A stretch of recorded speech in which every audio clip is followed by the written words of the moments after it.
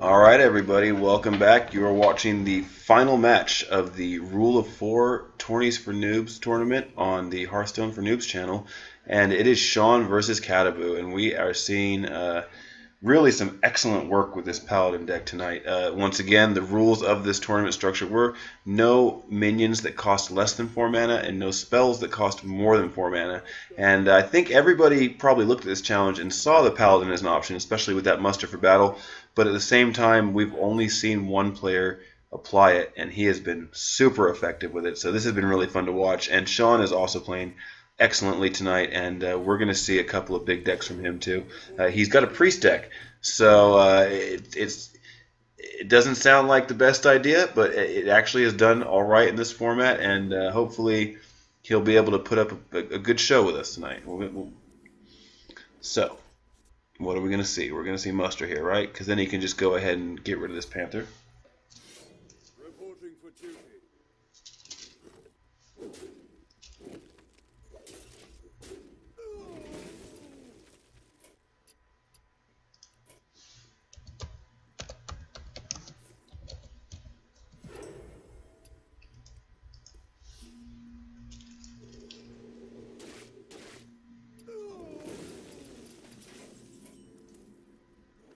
Alright, now we can see both players' hands.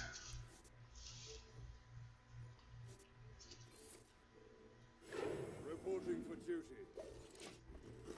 And that is interesting because in a challenge where you feel like you want to be getting a creature down on turn 4, CaDabu actually decides not to play one here. He did lose all his dudes, so he didn't actually have a turn 4 creature in that spot. But look at this, double Innervate into Ragnaros, and yeah, that is pretty convincing. With 5 mana here, he's not really going to have any answers for that right now. In fact, he's really going to need to draw into quality like immediately. This is going to help for sure. He's going to, I think, just go all face here and leave the targets out for Ragnaros, hoping that it hits the 1/1. But even if it hits the Paladin Shredder, that's better than nothing because he'll still have a creature coming back after that. And what he'd really like is for it to be an Annoyatron at this point, just think to slow things down a little bit. And speaking of taunts, we see the Sludge Belcher come out from Shawn, and with that protection on Rag, I think, yeah, I mean, wow, okay, so we have a Mana Addict drop out of the Piloted Shredder, and he doesn't really have enough mana to buff it up here. He's going to be able to get it to a 3 if he chooses to, and that will actually help him clear off the Sludge Belcher, but it's going to leave him naked to the fire from Ragnaros, the 8 damage fireball. So at this point, yeah, I think he's going to go with more stuff. More stuff, knowing that he can, he's probably going to use a Sludge Belcher. Shawn's probably going to use a Sludge Belcher to clear at least the Mana Addict here. But at the same time, we see CaDabu just trying to put out maximum targets for Ragnaros. I think he's really hoping he can draw into Equality and clear this board without taking too much more damage. And that's a Loatheb. That's going to prevent the Equality Consecration combo. And that is an Oasis Snapjaw. 2 attack, but 7 health, and with anything but Ragnaros on the board, it's actually not the worst thing you can see. And once again, now we see Dr. Boom, which spawns 2 more minions, and makes sure that he keeps a wide variety of targets on the board here for Ragnaros. And it really is going to depend what Rag ends up hitting. I don't think he can clear a lot of the board here. I think he can get rid of maybe 1 or 2 minions, and it's going to be up to Ragnaros to sort of bring it home.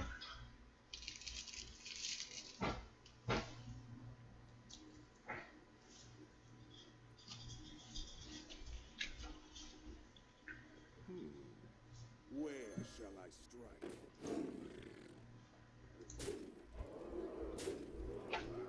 And well, there you go. I mean, he can't get out of this, and that'll be the first game to Shawn.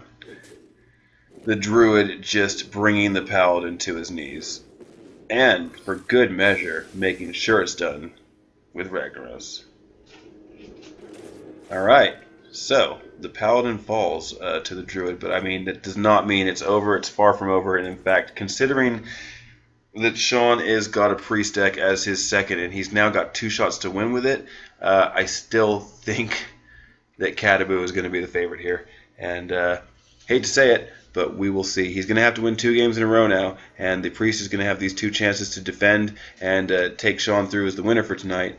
But it is definitely a very tricky deck, and we'll see if he manages to play it in the right kind of flow with the game here.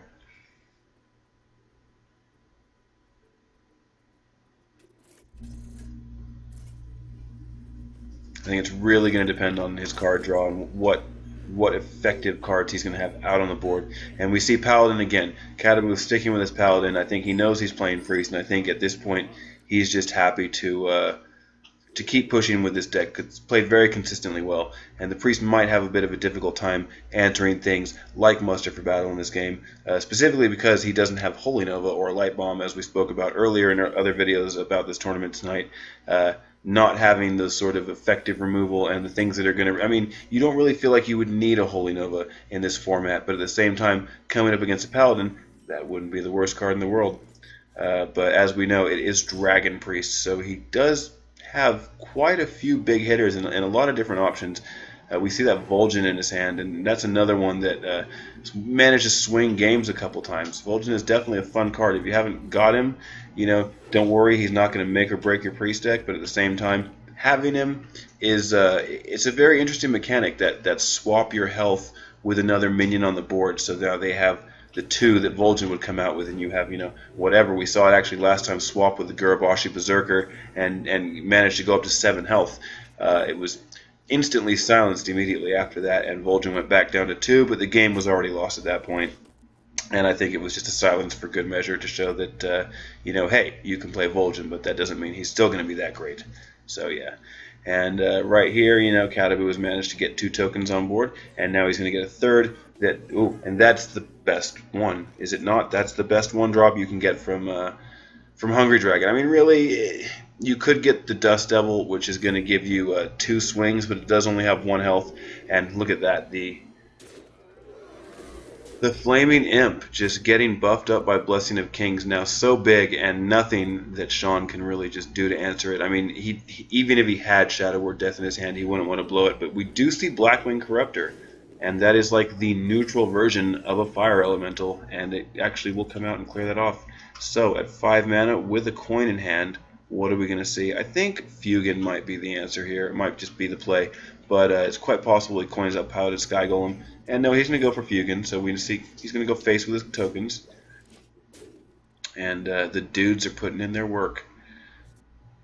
Now there is a big dragon, and this is like I was saying about this priest deck. As he draws further and further into the game, that you see the Resurrect play on the Hungry Dragon. Wow, that's a pretty big response. And this priest deck might actually get the job done a lot quicker than we were thinking. Does he throw down Sylvanas here? That's the question. Does he throw down Sylvanas and just basically ensure that he's gonna... No, he's gonna go for the equality. Look at that play. There you go. And he's gonna finish off both the Hungry Dragons for cheap and continue to develop his board. And this has got to make Shawn wonder, seeing the Muster for Battle on this turn, is he gonna play Dude plus Quartermaster on the next turn? And I think he knows that he's not going to have a lot of answers for that, and certainly Vol'jin isn't going to get it done because nothing has any health here. So he's going for the Drake,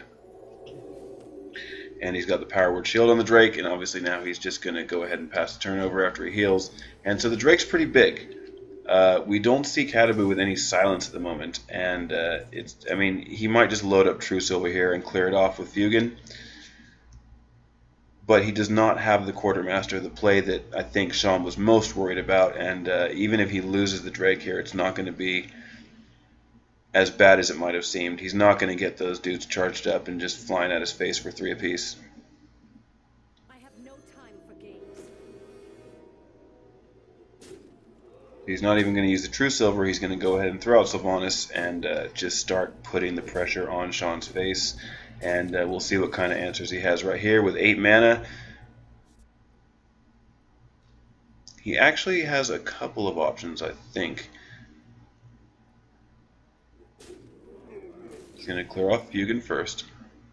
This gives you a chance to sort of assess the board you know, where it doesn't quite look as threatening, as intimidating, and it gives you a chance to sort of more clearly see what you're doing.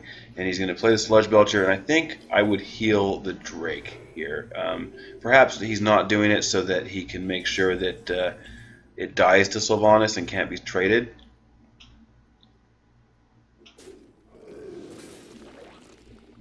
Or perhaps he figures, you know, if it's still alive next turn, he can heal it and then swing again with it, however that plays out. But yeah, we're going to see True Silver loaded here, and that is going to finish off the Drake, giving the Paladin a pretty serious lock on the board right now. So Mind Games, that is a fantastic card in this format. First thing he's going to do is clear off Sylvanas with a Shadow Word Death, and you know, even though she's on 2 health, that's still a great way to deal with it. And now Mind Games, can he get something good? No, Airball. It is the Spellbreaker, and obviously, you know, when you're playing this card, great, it does what it's supposed to do. But when you're playing Mind Games in a format where all minions are going to cost at least 4 mana, this is, you know, the pits. We saw it happen actually earlier, I think, in the first match between Shawn and CaDabu, and that was he Mind Games into Quartermaster, which was, again, just like the worst of the 5-drops, you know. Very effective in your deck, trash if you're Mind Gaming it. So I think he's just hoping that that he could Mind Games possibly like a Deathwing or a Chromagus or something like that.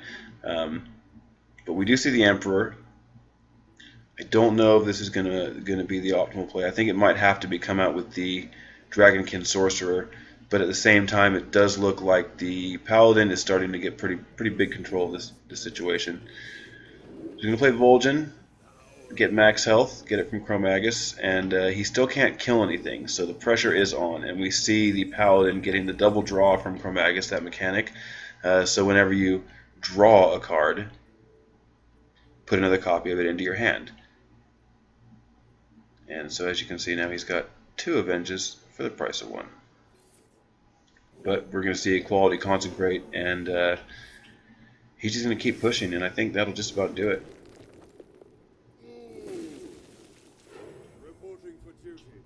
As we said, though, as you saw just a few minutes ago, Shawn did take the first match, so we are going to see another one if Shawn can't find an answer here. I think the current answer is Alexstrasza, but I'm not sure that it's enough.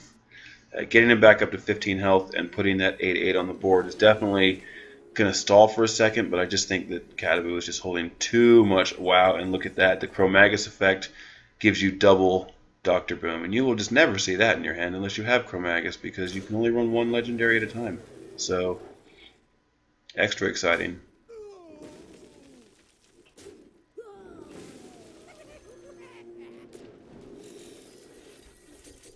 And I think if it wasn't in the bag before, that'll pretty much tie it up.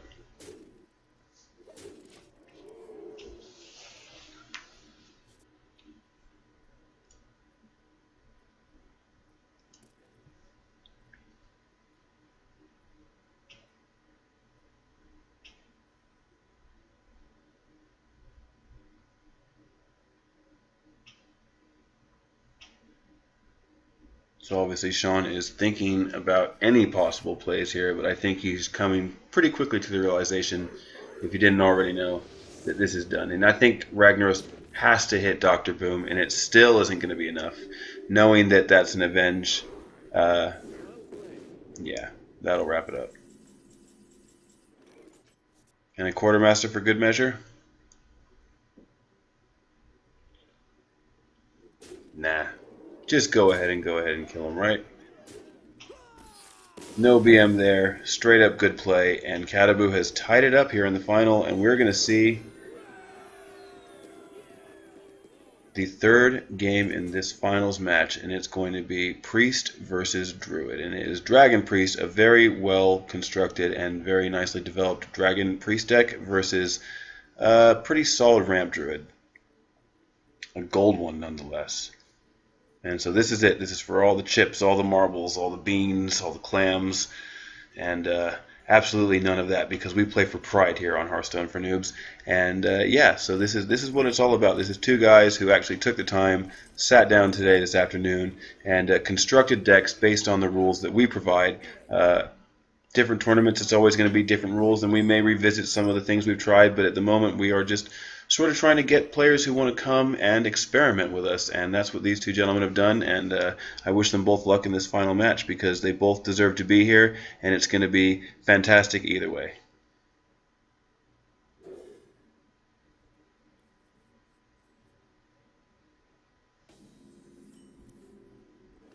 Alright, so we do see the Druid holding Innervate and Wild Growth, and if that doesn't scream advantage enough, then there's always a possibility he might draw into Emperor Thracian. I don't know if we've seen him in this Druid deck, but there's the first Wild Growth. And then going into the next turn with 4 mana and an Innervate, I mean, he is just going to have so many options in the next couple of turns. The Priest is going to have to find ways to deal with this pretty quickly, and a turn 3 Twilight Drake might be a good start. So we see the Paladin Shredder, and the Priest draws into Vol'jin there.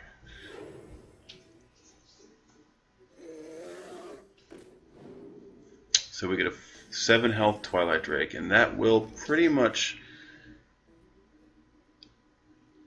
well, I was going to say it'll eat the Paladin Shredder and whatever it leaves, but oh no, we got it again. We've got the Druid bug in Spectator mode, where those cards that give you options like to stick around on the board. So we know here he's got the Bear form, we've got the Taunted Druid of the Claw, plus the Paladin Shredder, and hopefully we'll find a card that'll get rid of these. I think, like I said before, the Innervate tends to work, maybe. When it pops up for some reason. Last time it made these cards disappear, so we'll see.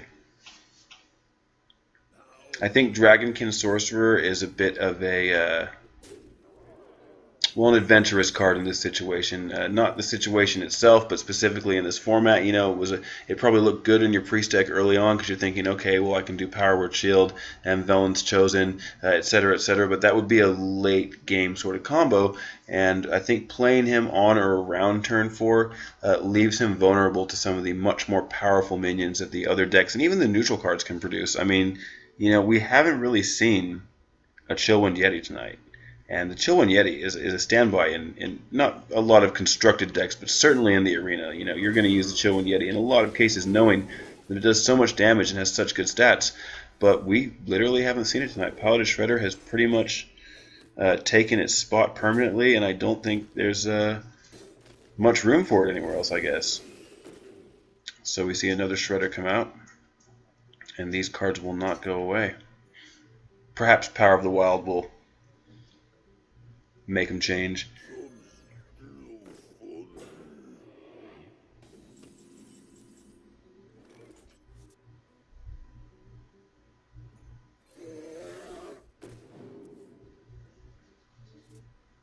He's going to get to play Power of the Wild here. And it does not make our cards disappear, but we do see, we do still pretty much have an idea of what's on the board. We have the Owl, we have the Azure Drake, and what is it? Is it the Leftovers or something?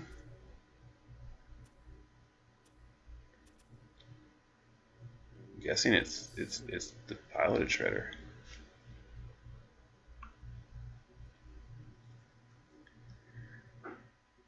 Shall we switch over to the Shawn side? I wonder if we can just do that. I'm not entirely sure.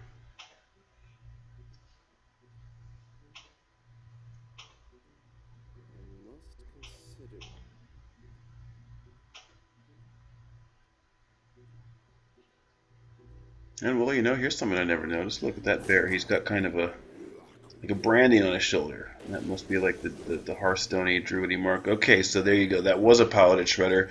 We see the Blackwing Corruptor get rid of it, and it actually dropped an Ancient Watcher, which is really funny because if there was a Keeper of the Grove in this deck, which I'm sure there is, he can actually come out and activate it and start attacking.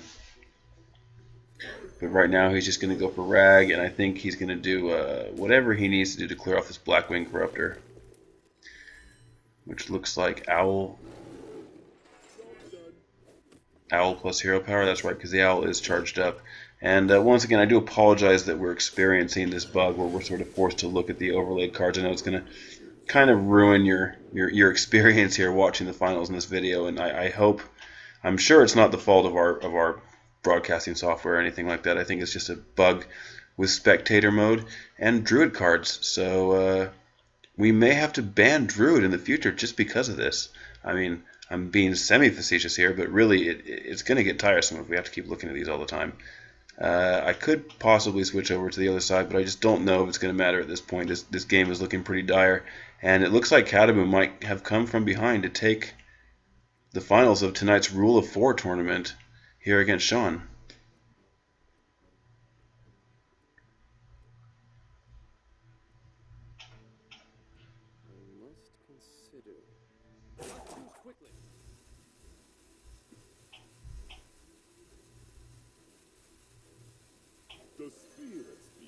So we do get Vol'jin on Rag and manage to steal all that health. Now Power Word Shield will make sure that he has more health than would be taken by a Ragnaros attack. So I think he's really hoping that the Fireball does go into Vol'jin, and we know that there's an Ancient Watcher underneath this card, an unactivated Ancient Watcher, and we have a 5/5 Azure Drake here.